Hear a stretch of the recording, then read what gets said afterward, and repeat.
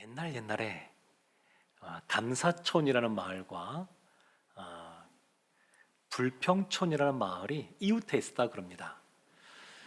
불평촌에서는 봄, 여름, 가을, 겨울 황사가 왜 이리 많이 오느냐, 왜 이렇게 덥느냐, 이런 불평들이 늘 있는 그런 곳이었고, 반대로 감사촌은 어떤 경우에도 늘 감사가 넘치는 그런 곳이었다 그럽니다. 어느 날 불평촌에 있는 한 사람이 감사촌에 방문하게 되는데, 거기서 큰 충격을 받았습니다. 이 사람들은 무엇 때문에 그런지 모르겠지만 하나하나 다 감사를 하는 겁니다. 그래서 이 사람이 마음에 결심을 했습니다. 나도 좀 감사를 해봐야 되겠다. 그래서 하루 만에 좀 어설프게 좀 흉내를 내다가 집으로 돌아왔습니다. 그리고 집에 와서 그렇게 말했다 그럽니다.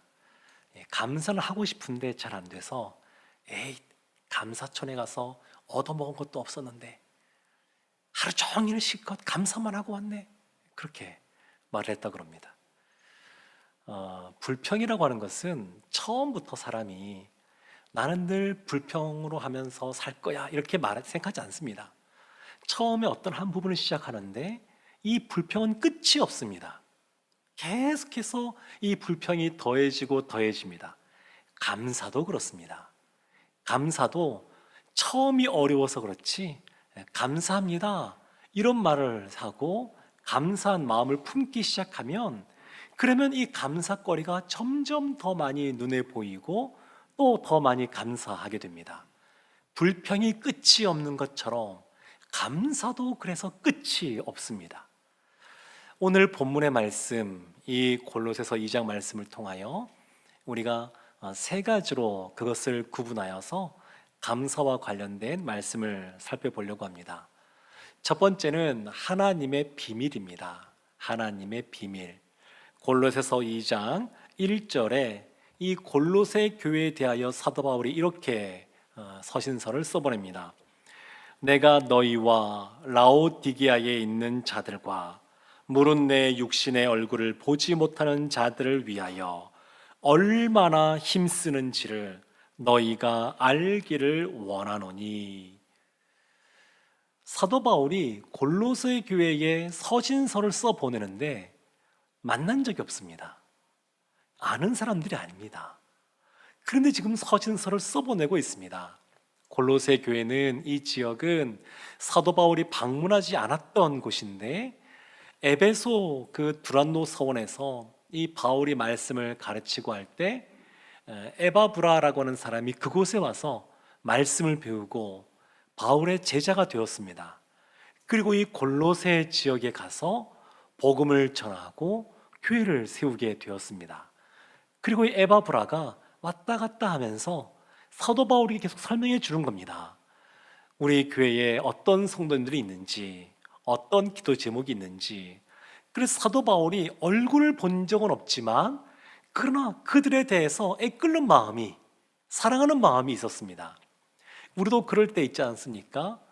간혹 모르는 선교사님이신데 누가 이 선교사님을 위해서 기도해 주십시오, 이런 기도 요청을 받을 때가 있습니다. 저도 목회하다 보면서 이런저런 모르는 분들인데 기도 부탁 받을 때가 참 많이 있습니다. 그렇지만 모르지만 기도하다 보게 되면 그들에 대한 마음이 커져가는 것도 경험합니다. 사도 바울이 지금 그런 상태에서 서신서를 써보내는 겁니다. 그러면서 이 서신서를 써보내는 이유, 목적을 설명하는데 골로새서 2장 2절과 3절에 이렇게 말합니다. 이는 그들로 마음의 위안을 받고 사랑 안에서 연합하여 확실한 이해의 모든 풍성함과 하나님의 비밀인 그리스도를 깨닫게 하려 함이니 그 안에는 지혜와 지식의 모든 보화가 감추어져 있느니라. 하나님의 비밀을 깨닫기 원한다. 하나님의 비밀. 이 서신서를 통하여 하나님의 비밀, 즉 그리스도를 너희가 깨닫기를 원한다. 이렇게 말을 합니다. 우리가 삶을 살아가면서 어떤 복을 원하느냐? 어떤 분은 건강의 복을 원할 것이고, 어떤 분은 물질의 복도 원할 것입니다. 또 어떤 분은 자녀의 복, 지혜의 복도 원할 것입니다. 근데 만약에 어떤 사람이 건강의 복, 물질의 복, 또 자녀의 복, 지혜의 복 다 갖고 있습니다. 그런데 이 사람이 이 모든 것을 갖고 있어도 반드시 한 가지가 더 있어야 이것이 복으로 남습니다. 그것이 뭐냐면, 하나님이 요셉과 함께 하심으로 요셉이 형통하게 되었던 것처럼 형통의 복이 있어야 됩니다. 하나님이 함께 하시는 복이 있어야 됩니다. 산수, 수학을 잘 하시는지 모르겠는데 4 곱하기 0 하면 얼마인가요?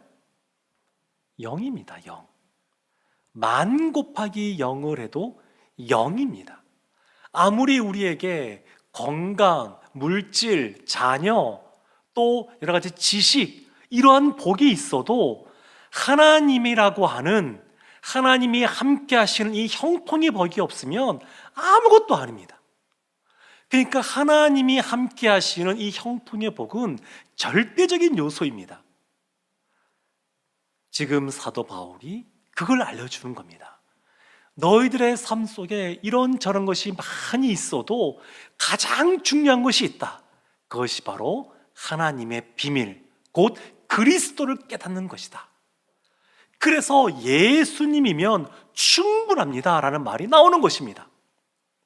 사랑하는 성도 여러분, 예수님께서 3절 말씀에 그 안에, 주님 안에 있으면 지혜와 지식의 모든 보화가 그 안에 감추어져 있다, 이렇게 말합니다.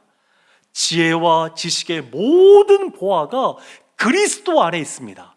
그래서 주님이면 충분한 줄로 믿습니다. 하나님의 비밀을 깨달은 사람이 해야 될 것이 있습니다.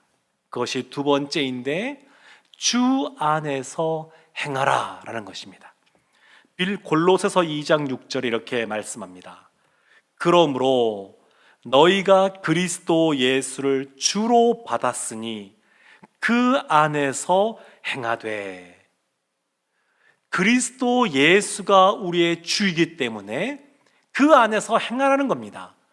빌립보서 4장 8절과 9절 말씀에 무엇에든지 참되며 경건하며 옳으며, 이 8가지의 그리스도를 닮은 성품, 이것을 생각하라.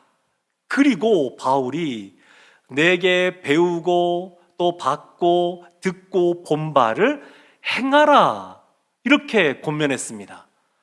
생각하고 그걸로 그치는 것이 아니라 행하면 하나님의 평강이 너에게 주어진다, 이렇게 말을 했었는데, 골로새서도 마찬가지입니다. 하나님의 비밀, 그리스도를 깨닫고 그걸로 그치면 안 되고, 깨달은 다음에 주님 안에서 행하라는 것입니다. 행하라라고 하는 것. 사랑하는 성도 여러분, 우리와 하나님과의 관계를 주어와 서술어로 설명할 수가 있습니다. 그리스도를 주라고 여기는 것, 주님이 우리의 주어, 우리의 삶에 인도하시는 주체가 되십니다. 주권이 있습니다. 그리고 우리는 그 주어 뒤를 따라가는 서술어로서 그 뒤에 따라가면서 행하는 것입니다. 출애굽기 13장 13절 말씀 보면 하나님이 모세를 부를 때에 모세가 이렇게 답변합니다.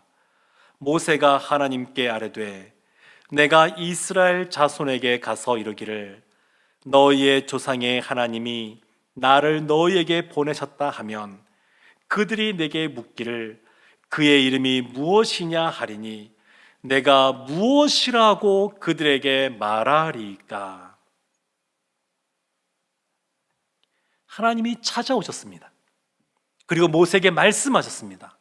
근데 모세가 하나님께서 말씀하시니 제가 순종하겠습니다, 이렇게 말한 것이 아닙니다. 내가 무엇이라고 말하리까. 하나님 앞에 하나님의 말씀대로 내가 순종하겠습니다가 아니라 내 뜻은 이렇습니다, 이것을 말하고 있는 겁니다.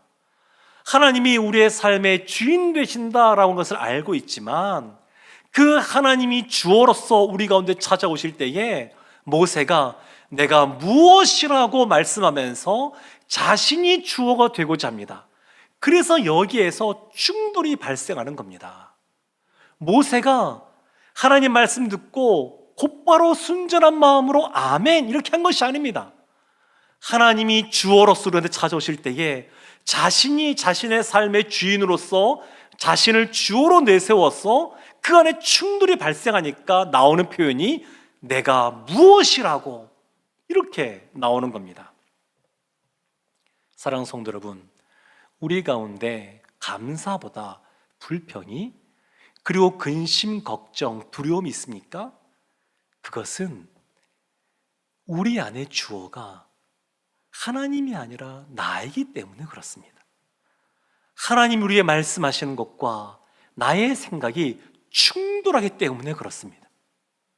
하나님의 말씀에 순종하고 나아가면, 생각하고 행하면 하나님의 평강이 우리들의 마음과 생각을 지켜주시는데, 그런데 내 삶의 주인이 나인 것처럼 생각하니까 모세가 하나님 앞에 내가 무엇을 이러고 말한 것처럼 우리가 그렇게 반응을 하니까 그 안에 염려 근심이 사라지지 않는 것입니다.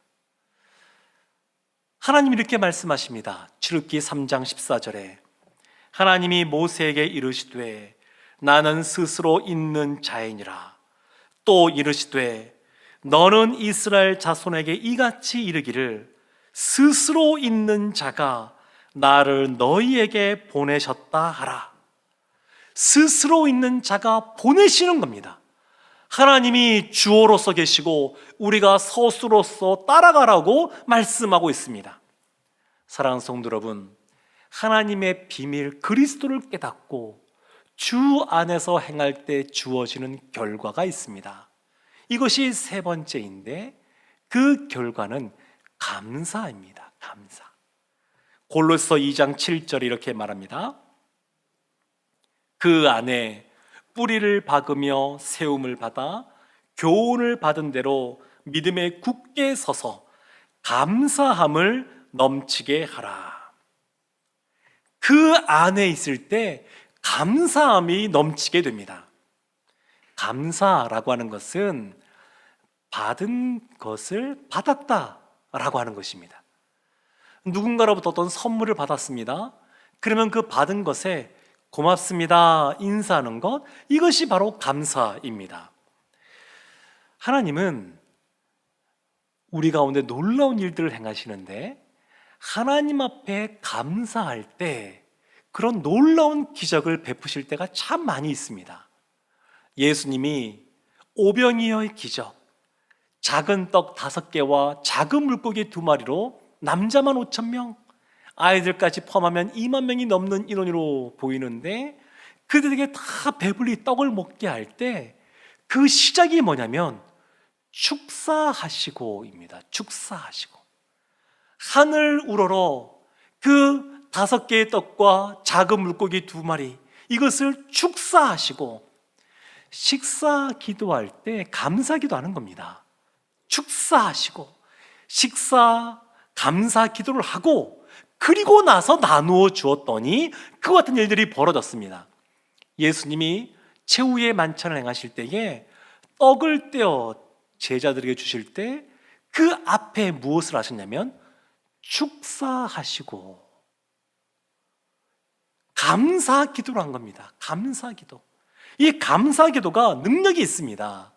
로마가 이 사도 바울이 로마로 가게 될 때에 그 배를 타고 갈 때 그 유라굴로라고 하는 광풍이 불어서 굉장히 배가 난파되기 직전까지 가게 되었습니다. 많은 사람들이 불안해합니다. 그런 때 하나님께서 바울에게 뭐라고 말씀하시냐면 너는 가이사 앞에 로마의 황제 앞에 서게 될 것이다, 이런 말씀을 주십니다.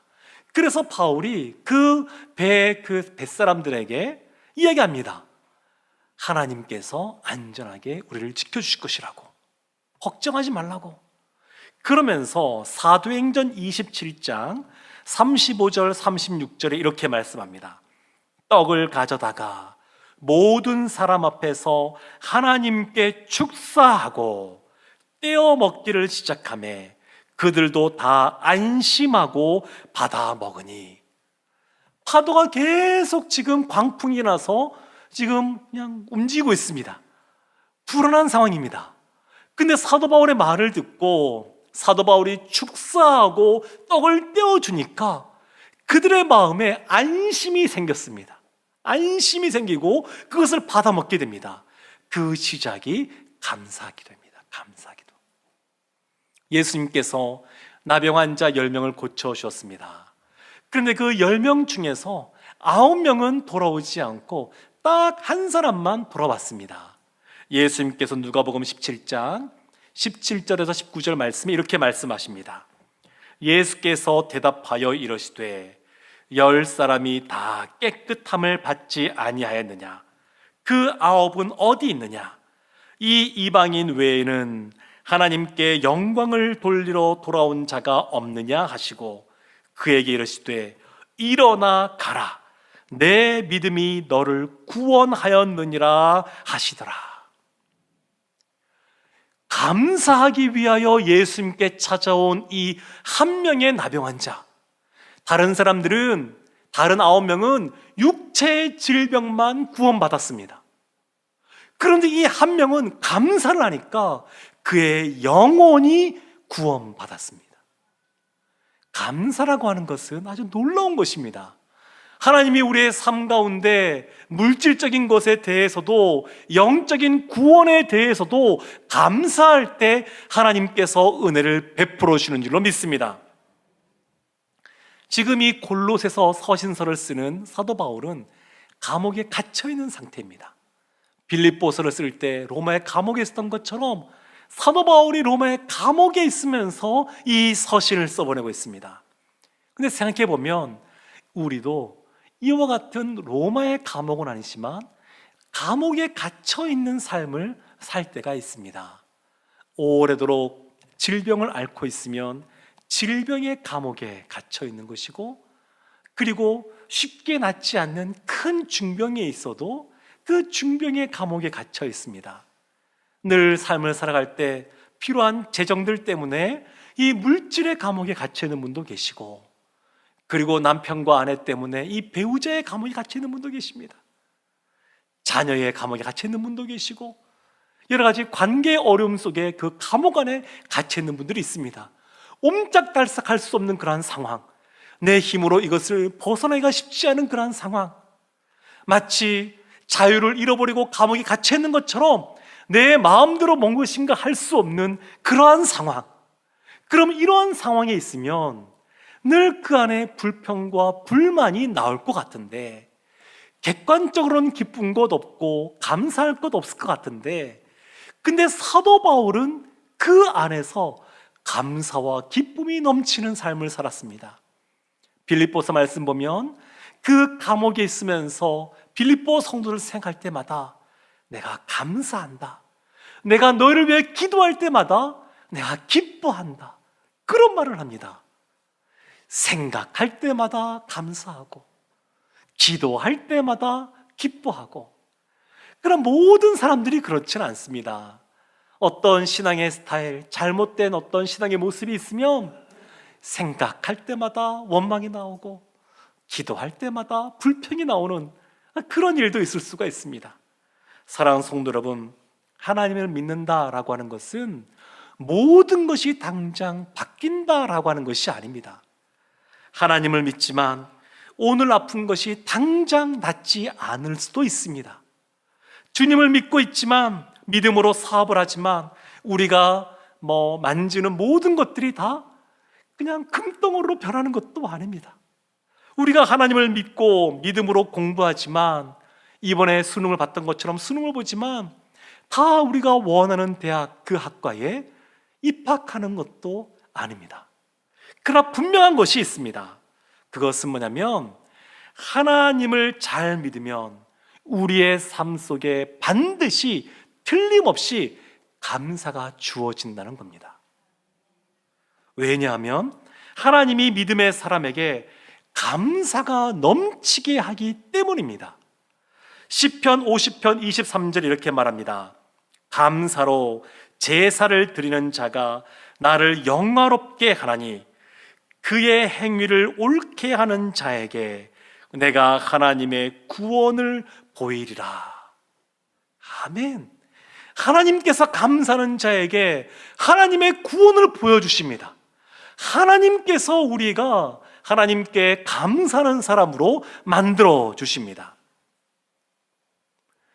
시각장애인이면서 청각장애인이었던 헬렌 켈러, 그 헬렌 켈러가 수필을 쓴 것이 있는데 사흘만 볼 수 있다면 이라는 수필입니다. 거기에 자신의 간절함을 담아 이렇게 씁니다. 첫째 날, 나는 친절과 겸손과 우정으로 내 삶을 가치 있게 해준 설리번 선생님을 찾아가 이제껏 손끝으로 만져서만 알던 그녀의 얼굴을 몇 시간이고 물끄러미 바라보면서 그 모습을 내 마음속에 깊이 간직해 두겠다. 그러고는 밖으로 나가 바람에 나풀거리는 아름다운 나뭇잎과 들꽃들, 그리고 석양에 빛나는 노을을 보고 싶다. 둘째 날, 먼동이 트며 밤이 낮으로 바뀌는 웅장한 기적을 보고 나서 저녁에는 보석 같은 밤하늘의 별들을 바라보면서 하루를 마무리하겠다. 마지막 셋째 날에는 사람들이 일하며 살아가는 모습을 보기 위해 아침 일찍 큰 길에 나가 출근하는 사람들의 얼굴 표정을 볼 것이다. 그리고 저녁이 되면 네온 사인이 반짝거리는 쇼윈도에 진열되어 있는 아름다운 물건들을 보고 집으로 돌아와 나를 이 사흘 동안만이라도 볼 수 있게 해주신 하나님께 감사의 기도를 드리고 다시 영원히 암흑의 세계로 돌아가겠다. 이 헬렌 켈러가 내가 볼 수만 있다면 이런 간절한 소원을 갖고 있었는데, 사실 생각해보면 우리는 이 모든 것들을 지금도 날마다 경험하고 있습니다. 감사할 거리가 없는 것이 아닙니다. 하나님은 우리에게 감사할 거리를 두지 않고 감사라고 말씀하시는 분이 아닙니다. 어린 시절에 하던 그런 보물찾기가 있습니다. 근데 보물찾기라고 하는 것은 뭐냐면 꽁꽁 숨겨놓고 찾지 못하게 하는 것이 아니라 찾을 수 있게 만들어 놓은 것이 보물찾기입니다. 그런데 이런 보물찾기를 하다 보게 되면 그 아이들에게 주는 유익이 있는데, 그것이 뭐냐면 평상시에는 그냥 익숙하고 스쳐 지나가던 것들을 유심히 살펴보게 하는 겁니다. 평상시에는 그냥 나뭇가지, 돌 그냥 있는가 보다 하고 그냥 생각 없이 지나가는데, 보물찾기 하다 보게 되면 나무 숲을 사이를 다 이렇게 헤치게 되고, 그러면서 나뭇가지도 유심하게 보게 되고, 그리고 돌도 하나씩 보면서 그것을 들춰보게 되고, 평소에 생각하지 않았던 것을 보게 하는 그러한 것이 보물찾기라고 할 수 있습니다. 근데 이 보물찾기를 하다 보게 되면 이 놀라운 것이 있는데, 그것이 뭐냐면 익숙하지 않은 것들을 자세히 보게 하고 화려하고 밝고 높은 것만 보던 그러한 시각에서 어둡고 또 가난하고 또 낮아 있는 소외된 사람들도 볼 수 있는 그런 시각을 갖게 합니다. 늘 먼 곳에 빛나는 것만 보겠다 그러면 이제 가까운 곳에 있는 것도 볼 수 있는 그런 시야를 이 보물찾기가 열어줍니다. 그런데 이 보물찾기는 찾는 수고는 있지만 그 이후에 그 보물을 찾았을 때의 기쁨이 있습니다. 선생님들도 학생들이 찾으면 그 기뻐하는 모습 보고 함께 또한 기뻐하게 됩니다. 사랑하는 성도 여러분, 하나님은 우리에게 이와 같이 감사의 재료들을 이미 많이 우리에게 주셨습니다. 우리가 눈을 들어 보기만 하면 됩니다. 주부들이 반찬을 만들 때 그 반찬거리가 있어야 만드는 것 아니겠습니까? 콩나물 무침을 한다 그러면 콩나물이 있어야 그 콩나물 무침을 할 수 있는 것처럼 하나님은 감사를 넘치게 하라 라고 말씀하실 때에 이미 감사의 재료들, 감사의 거리들을 그냥 우리 가운데 풍성하게 이미 허락해 주셨습니다. 문제는 뭐냐면 우리가 감사를 볼 수 있는 그러한 시각을 가져야 됩니다. 사랑하는 성도 여러분, 사도 바울은 골로새서 이 말씀을 통하여서 하나님의 비밀, 즉 그리스도를 깨닫고 그리고 그 주 안에서 행하면 감사가 넘치게 된다라고 말씀하고 있습니다. 우리가 주님 앞에 예수를 깊이 생각하고 주님의 마음을 품으면 우리 가운데 올 한 해 이 추수감사 주일날 감사의 거리가 넘치게 될 줄로 믿습니다. 이미 하나님이 주신 그 감사를 우리의 입술로 고백하면 하나님이 그 감사를 통하여 우리의 영혼에 진정한 구원을 허락해 줄 줄로 믿습니다. 이러한 감사로 인해 하나님을 찬양하는 것이 늘 풍성히 흘러넘치기를 주님의 이름으로 축원합니다. 아멘. 기도하겠습니다. 하나님, 우리에게 이미 하나님의 자녀가 되는 놀라운 구원의 은혜를 주셨는데 우리가 늘 그에 감사하며 하나님을 찬양하는 영혼들 다 되게 하여 주시옵소서. 감사함으로 넘쳐나는 저희들 되게 하여 주옵소서. 예수님의 이름으로 기도합니다. 아멘.